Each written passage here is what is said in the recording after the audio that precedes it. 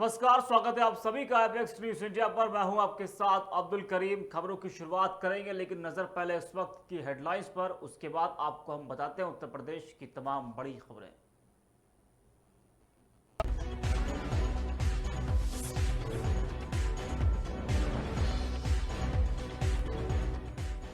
Asia cup में भारत पाकिस्तान के बीच आज महामुकाबला। श्रीलंका में भारतीय समयानुसार 3 बजे खेला जाएगा मैच।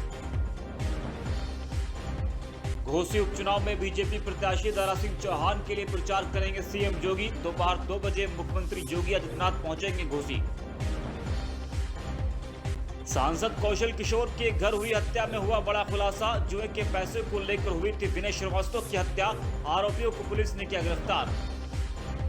उत्तर प्रदेश में बड़ा प्रशासनिक फेरबदल। प्रदेश सरकार ने 9 जिलों के डीएम बदले। लोकसभा चुनाव को ध्यान में रखकर किया गया तबादला। चंद्रमा पर पहुंचने के बाद इसरो अब सूर्य मिशन के लिए तैयार। आदित्य L1 का प्रक्षेपण आज।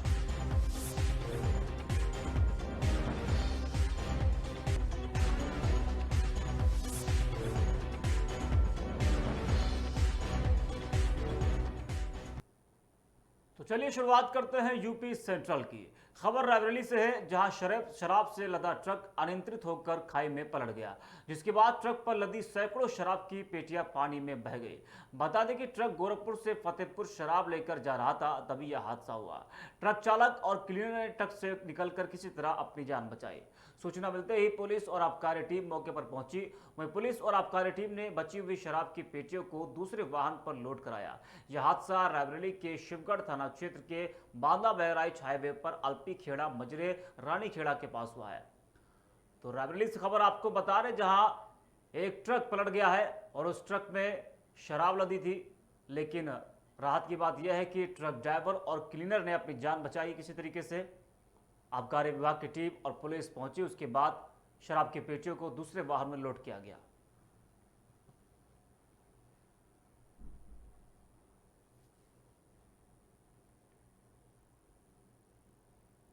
रायबरेली से खबर आपको बता दें, जहां रोडवेज बस ने एक बाइक को जोरदार टक्कर मार दी। इस भीषण सड़क हादसे में बाइक सवार एक मासूम की मौके पर ही दर्दनाक मौत हो गई और 5 वर्ष के मासूम सहित 3 लोग गंभीर रूप से घायल हैं। वहीं एक महिला की हालत को गंभीर देखते हुए जिला अस्पताल रेफर कर दिया गया है। आपको बता दें कि बाइक सवार सुडौली से लौटकर रायबरेली अपने घर जा रहे थे, तभी यह हादसा हुआ है। वहीं सूचना मिलते ही मौके पर पहुंची पुलिस ने मासूम के शव को कब्जे में लेकर पोस्टमार्टम के लिए भेज दिया है। यह घटना रायबरेली के हरचंदपुर थाना क्षेत्र के प्यारेपुर चौराहे के पास की है। तो रायबरेली से खबर आपको बता रहे, जहां एक भीषण सड़क हादसा हुआ है और इस हादसे में एक मासूम बच्चे की मौत हो गई है और साथ ही 3 लोग घायल भी हैं। एक महिला गंभीर रूप से घायल है, जिसको अस्पताल में भर्ती कराया गया है, वहां उसका इलाज चल रहा है।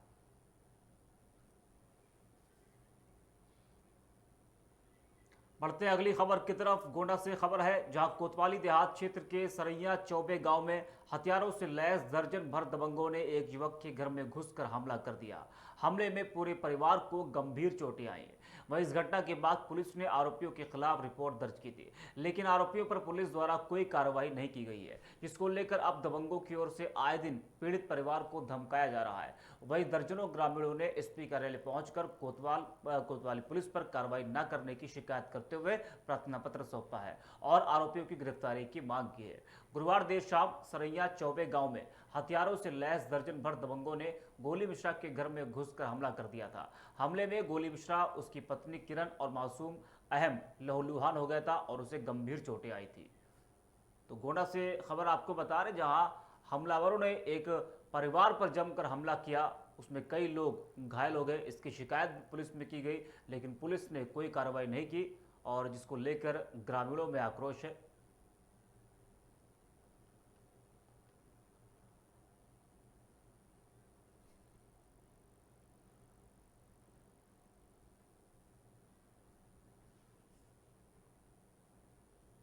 गोंडा से खबर आपको बता दें, जहां गोंडा बिजली विभाग लापरवाही को लेकर अक्सर सुर्खियों में रहा है। कहीं जर्जर तारों के दबने की शिकायत तो कहीं ट्रांसफार्मर जलने का मामला अब मामूली शिकायतें बनकर रह गई है। ऐसा ही एक मामला सामने आया है जो बिजली विभाग की लापरवाही को उजागर कर रहा है। बता दें कि जिले के पंतनगर कस्बे के काशीराम कॉलोनी में विभाग ने बिना खंभों के ही बिजली के तारों को लगा रखा है। वहीं यह बिजली के तार जमीन को छू कर जा रहे हैं, जो आए दिन किसी बड़े हादसे को दावत दे रहे हैं। कॉलोनी के रहने वाले राजकुमार गौतम ने बताया कि अभी कुछ समय पहले ही जमीन में करंट उतरा था, जिससे एक मवेशी की मौत हो गई थी। तो गोंडा में बिजली विभाग की एक बड़ी लापरवाही है और ये लापरवाही एक बड़ा हादसा बन सकता है। इससे पहले भी आपने देखा कि करंट लगने से एक मवेशी की मौत हो गई थी और उसके बावजूद भी बिजली विभाग नींद से जागा नहीं है। खतरनाक भी तो खंभे की व्यवस्था तो लगेगा थोड़ी सब। खंभे की व्यवस्था यहाँ नहीं है। बिल्कुल नहीं, वहाँ उस कॉलोनी की खंभे की व्यवस्था अच्छा, तो ये जो है कब से लटका है? काफी जब से बना जब से बना तब से। ये यहाँ कोई घटना घटी ऐसी? गाय मरी सब। एक गाय मरी, कहाँ पर मरी थी? इसी जगह। इस जगह से दिखाइए। पानी भरा है। ये पानी भरा हुआ है, करंट पानी में जो है ये करंट उतर आया था। अच्छा, गोरखपुर जनपद में विगत कई सालों से प्राइवेट अस्पतालों पर लापरवाही का आरोप लगता आ रहा है, लेकिन फिर भी लापरवाही कम होने का नाम नहीं ले रही। बता दें कि सैजनवा सामुदायिक स्वास्थ्य केंद्र से एक ऐसा मामला सामने आया है जहां अस्पताल की लापरवाही से प्रसव के दौरान जच्चा बच्चा की मौत हो गई। मृतका के परिजनों ने उपजिलाधिकारी और सैजनवा पुलिस को तहरीर देकर कार्रवाई की मांग की। आपको बता दें कि संत कबीर नगर के रहने वाले अमरीश पांडे वर्तमान में वो सैजनवा क्षेत्र के साहेबगंज में रह रहे हैं। उन्होंने आरोप लगाते हुए कहा कि उनकी पत्नी प्रेग्नेंट थी और 31 अगस्त को अपनी पत्नी को लेकर वो सामुदायिक स्वास्थ्य केंद्र सैजनवा पहुंचे, जहां स्टाफ नर्स वंदना सिंह मौजूद थी। उन्होंने कहा कि आपकी पत्नी की अभी डिलीवरी नहीं होनी है, आप इन्हें अपने घर ले जाइए और उन्हें वहां इलाज कीजिए। अमरीश का कहना है कि अगले दिन वो फिर सुबह अपनी पत्नी को लेकर सामुदायिक स्वास्थ्य केंद्र सैजनवा पहुंचे, जहां फिर स्टाफ नर्स वंदना सिंह मौजूद थी, लेकिन मौके पर सामुदायिक स्वास्थ्य केंद्र पर कोई डॉक्टर मौजूद नहीं था। स्टाफ नर्स वंदना सिंह द्वारा उनकी पत्नी का प्रसव करा दिया गया। कुछ देर बाद बच्चे की मौत हो गई। वहीं आपको बता दें कि बच्चे की मौत के बाद महिला की भी मौत हो गई और पीड़ित परिवार ने अस्पताल पर आरोप लगाया है। पीड़ित ने तहरीर देते हुए स्टाफ नर्स और उस समय ड्यूटी पर तैनात गैरहाजिर डॉक्टर के खिलाफ कार्रवाई की मांग की है। वहीं पीड़ित ने आरोप लगाते हुए कहा कि उनकी पत्नी की मौत के बाद शव ले जाने के लिए उन्हें स्ट्रक्चर तक नहीं मिला। जी हाँ, जच्चा बच्चा की मौत हो गई और शव ले जाने के लिए स्ट्रक्चर भी उनको नसीब नहीं हुआ। अब आप समझ सकते हैं कि अस्पतालों के हालात कितने बुरे हैं। बद से बदतर हालात आए दिन अस्पतालों में देखने को मिलते हैं, उसके बाद भी अस्पताल प्रशासन कोई कार्रवाई नहीं करता है। डिलीवरी हुई है जब हम बच्चा डेड कर गया। पहले डिलीवरी होने के जस्ट 15 मिनट बाद है सब लोग निकली तो मुंह बना के निकली हैं कि ये इसके कारण हुआ उसके कारण हुआ है। उसके बाद मैं बच्चा लेके चला गया यहाँ से बागा गाड़ा दफनाने के लिए। तो जब मैं वहाँ पहुँचा नहीं था तभी यहाँ से फ़ोन गया कि वाइफ का तबीयत सीरियस है। मैं बोला इनका सारा पर्ची बनाओ, हम आ रहे हैं, फिर लेके जाएंगे, एम्बुलेंस करके भेजो। यहाँ वहाँ से मैं करके वहाँ से आ गया। 45 मिनट ऊपर यहाँ आए, पता 1.5 घंटे बाद एम्बुलेंस मिला है। तो हाथ में लेके आए हैं, स्ट्रक्चर भी नहीं मिला है। सुबह फोन आया कि डिलीवरी हुआ है, तो नॉर्मल डिलीवरी होने वाला नहीं था, तो फिर जबरदस्ती उन्होंने नॉर्मल डिलीवरी करवाया। उसके बाद इसको ब्लीडिंग, बच्चा फिर 1 घंटा बाद मर गया। उसके बाद मैडम ब्लीडिंग नहीं बंद हो रहा था। हम लोग बार बार बुलाते रहे कि तो कोई इधर जाने लगा, बोले पंखा चला दीजिए, इधर का बंद करवा दीजिए, इधर का चलवा दीजिए। उसको घबराहट हो रहा है, नहीं सुनी, इधर उधर गायब होते रहे सब लोग मिलकर। उसके बाद एम्बुलेंस से इधर से बुलाने में 2-3 घंटा लगा दिए। बढ़ते आगे, गोंडा के इस्माइलपुर गांव के सरायासम्मय मंदिर में अपने शिष्यों के साथ पहुंचे कोलकाता के बेलूर मठ के राष्ट्रीय उपाध्यक्ष स्वामी गौतमानंद। मंदिर परिसर में उनका जोरदार स्वागत किया गया। स्वागत सत्कार में प्रधान प्रतिनिधि संतोष यादव, समाजसेवी प्रमोद त्रिपाठी सहित तमाम लोग मौजूद थे और सभी ने संतों का स्वागत अंगवस्त्र व पुष्प गुच्छ देकर स्वागत किया। कार्यक्रम में संतों के सम्मान में भंडारे का भी आयोजन किया गया। आपको बता दें कि अयोध्या में मठ का निर्माण होना है और इस निर्माण के बाबत मठ के राष्ट्रीय उपाध्यक्ष अपने शिष्यों के साथ पहुंचे थे। इस दौरान उन्होंने मठ के प्रचार प्रसार करने और अयोध्या जनपद की गौरवशाली इतिहास की प्रशंसा की। उनके साथ विवेकानंद हॉस्पिटल के अध्यक्ष मुक्तेश्वरानंद सहित मठ के करीब सैकड़ों शिष्य मौजूद रहे। भंडारे में सभी ने प्रसाद भी ग्रहण किया और कार्यक्रम का संचालन रामचंद्र मौर्य ने किया।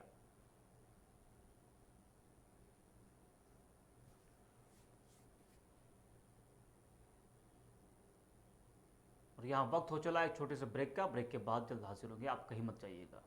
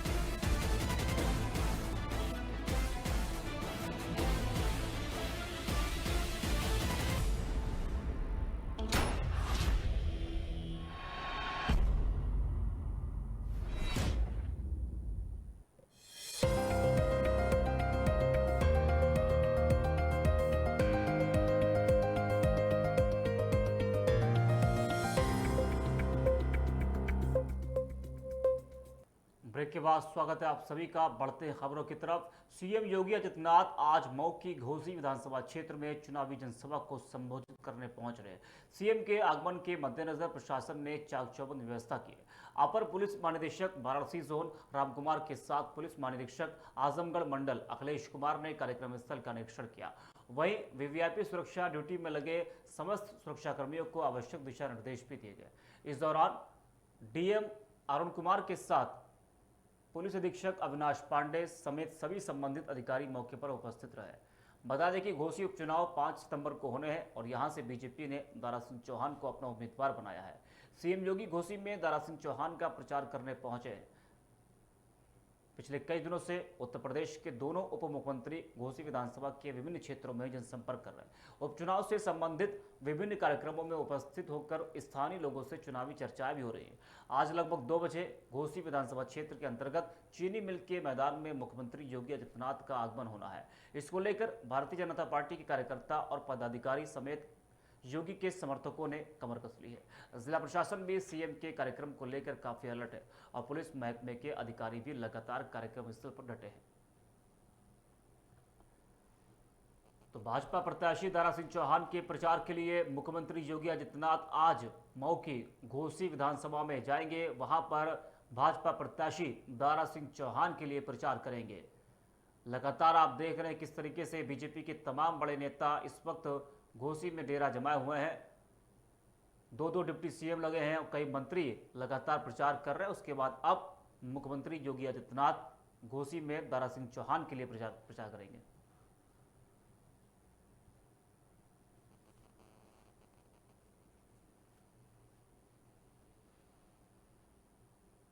सांसद कौशल किशोर के घर हुई हत्या में बड़ा खुलासा हुआ है। पुलिस ने प्रेस कॉन्फ्रेंस कर बताया कि सांसद कौशल किशोर के बेटे विकास किशोर के दोस्त विनय श्रीवास्तव की हत्या जुए के पैसों को लेकर हुई है। पुलिस ने बताया कि रात में मृतक समेत सभी आरोपियों ने पार्टी की थी और इस दौरान जुआ भी खेला गया था और इस दौरान विनय श्रीवास्तव लगभग 12,000 रुपए हार गया था। इसी बात को लेकर विवाद बढ़ता गया और सुबह 4:15 पर विनय श्रीवास्तव को गोली मार दी गई। सांसद कौशल किशोर के घर में चली इस गोली से विनय की मौके पर मौत हो गई। विनय श्रीवास्तव हत्याकांड में पुलिस ने प्रेस कॉन्फ्रेंस करके बताया कि तीनों आरोपियों को गिरफ्तार कर लिया गया है और यह मामला ठाकुरगंज थाना क्षेत्र के बेगरिया गांव का है।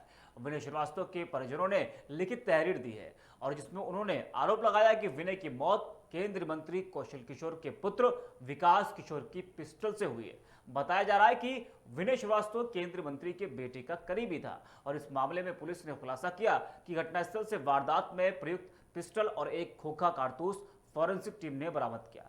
घटनास्थल से बरामद पिस्टल से फील्ड यूनिट ने फिंगरप्रिंट भी जुटाए हैं। बरामद पिस्टल 32 बोर की आशु उर्फ विकास किशोर की है। पुलिस ने अब जब एफआईआर में नामित आरोपियों से पूछताछ की तो उन लोगों ने कई बातें पुलिस से बताई।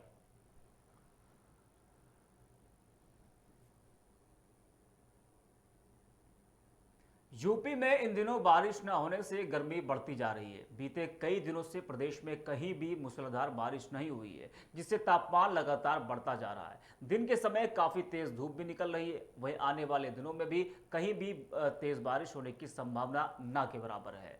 4 सितंबर और 5 सितंबर को पूर्वी हिस्से में कुछ जगहों पर हल्की फुल्की बारिश के साथ आकाशीय बिजली गिरने की संभावना जरूर है। प्रदेश में आज पूर्वी उत्तर प्रदेश में हल्की फुल्की बारिश होने के आसार है और इस दौरान पूर्वी हिस्से में 1-2 स्थान पर गरज चमक के साथ बारिश हो सकती है, जबकि पश्चिमी यूपी में इस अवधि में मौसम शुष्क रहेगा।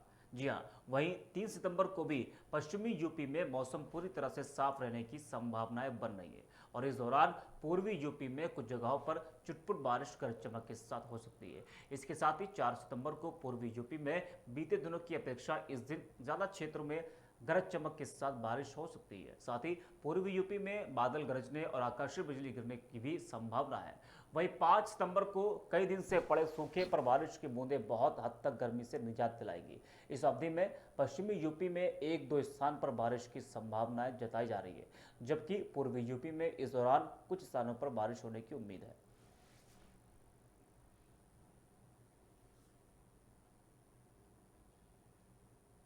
वहीं उत्तर प्रदेश में बड़ा प्रशासनिक फेरबदल देखने को मिला है। प्रदेश सरकार ने 9 जिलों के डीएम बदले हैं। ये बदलाव आगामी लोकसभा चुनाव को ध्यान में रखकर भी किया गया है, क्योंकि चुनाव आयोग 3 साल का कार्यकाल पूरा कर चुके अधिकारियों को हटाने के सामान्य निर्देश देता है। इसलिए उन आईएएस अधिकारियों के जिले भी बदल दिए गए हैं, जिन्हें मार्च 2024 में वहां करीब 3 साल पूरे हो जाते हैं। ललितपुर के डीएम आलोक सिंह को कानपुर देहात का डीएम बनाया गया है। बिजनौर के डीएम उमेश मिश्रा को कुशीनगर और रामपुर के डीएम रविंद्र कुमार मंदर को बिजनौर का डीएम बनाया गया है। एटा के डीएम अंकित कुमार अग्रवाल को रामपुर का डीएम और भदोही औद्योगिक विकास प्राधिकरण बीटा के सीओ प्रेम रंजन सिंह को एटा का डीएम बनाया गया है। इस तरीके से कई आईएएस का तबादला किया गया है। तो उत्तर प्रदेश में एक बार फिर चली है तबादला एक्सप्रेस और लोकसभा चुनाव को देखते हुए प्रदेश सरकार ने बड़ा फेरबदल किया है। कई जिलों के डीएम को बदला गया है।